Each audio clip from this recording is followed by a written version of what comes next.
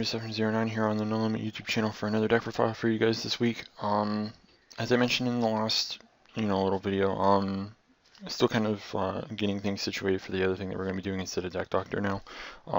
Robbie's been kind of busy lately, so he kind of didn't really have time to do like a video and also kind of tie in the whole tournament that's going to be happening for the Giant Hand, I believe, if I remember off the top of my head. So like he's just been kind of busy with that, but we've been kind of talking around and trying to figure out some things. So yeah, so we're just gonna be continuing with the deck profile thing. Obviously, if you couldn't tell, this is gonna be another little bit of a fun one. Some things to note. The first, this does contain one OCG card, so it's kind of like a TCG OCG thing. It's based off of TCG format, and something to just kind of keep in mind. The OCG card in question is right here. It is the Ghostricks Spoiled Angel. She's currently, I don't remember if she was released as like a V-Jump type of thing in Japan or something like that. All I know is it's something that we do not have yet, so something to kind of keep in mind. If it ever should come to the TCG, which it probably will, within the next year probably, it's very likely it won't ever get hit, so it's not like you really have to worry about it.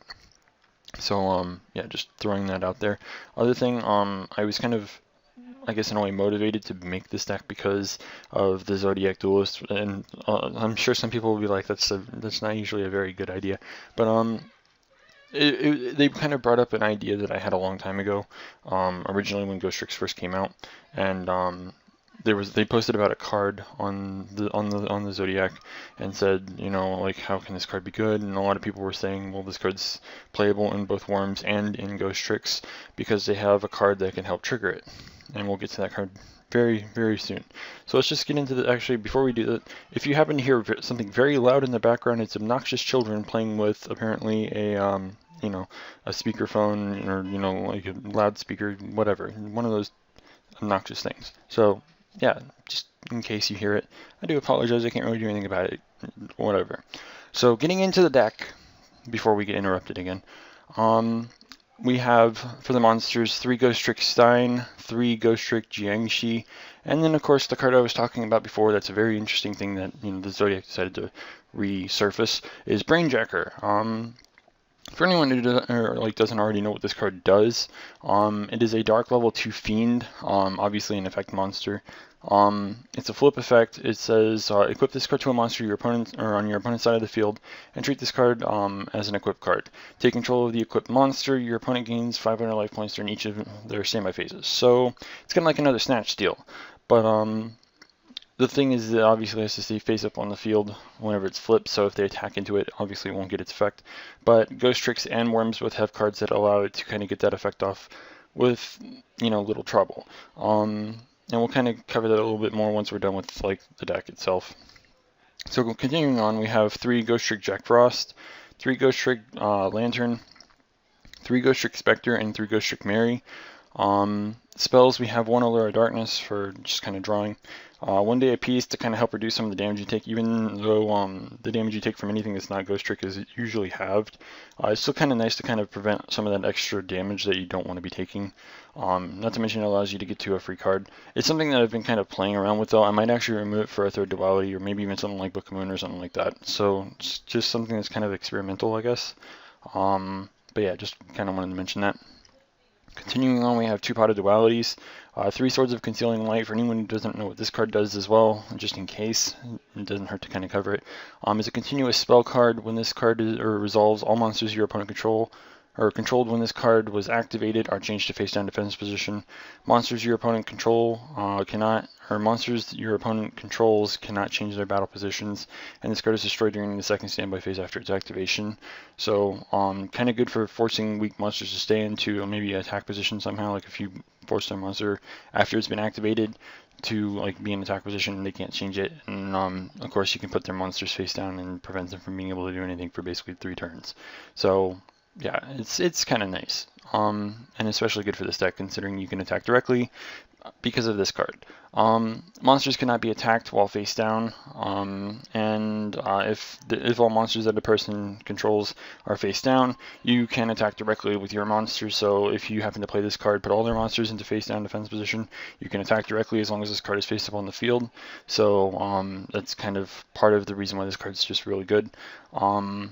and any damage that is inflicted by monsters other than Ghostrick monsters are halved. So kind of being able to like protect the Brainjacker as well as of course everything else that you have while they're face down, and just taking a little bit of damage as as a result of that protection is really kind of nice. It's actually a very nice trade-off.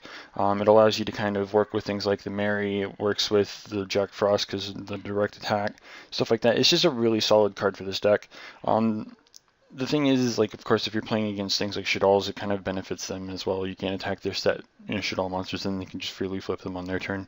So something to kind of obviously note. That's part of the reason why I don't think Ghostricks would really be seeing much competitive play at the moment, but I don't know.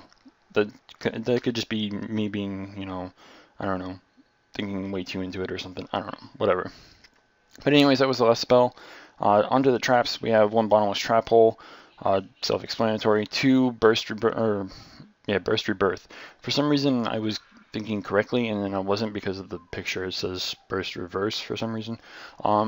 Again, for anyone who doesn't know what this card does, pay 2,000 life points, then target 1 monster in your graveyard and special summon it in face-down defense position. So if you have Brainjack in your graveyard, you can bring it back in face-down defense position during their end phase or something. Or you can bring back something like Jiangshi or just any generic Ghostrick to just have on your board if you need it for like an Exceed play or something. It's just really nice for things like that. Also, again, to note with the field spell, if it's already if you have the field spell up, they can't attack the monster you bring back, so you can bring it back any other point during their turn or something if you want to, whatever. Best card in this deck. I really love this card. I don't really care about much else. This card is absolutely amazing, at least to me whenever it comes to the Ghostrick deck, and I'm pretty sure everyone else would be in agreement for the most part. Ghostrick Scare, we play 3 copies. Target any number of face-down defense position monsters as kids outside with their loud piece of shit or being obnoxious. Target any number of face-down defense position monsters you control, change them to face-up defense position, and then count the number of Ghostrick monsters among them. And if you do, change up to that many monsters face-up on the field that your opponent controls to face-down defense position.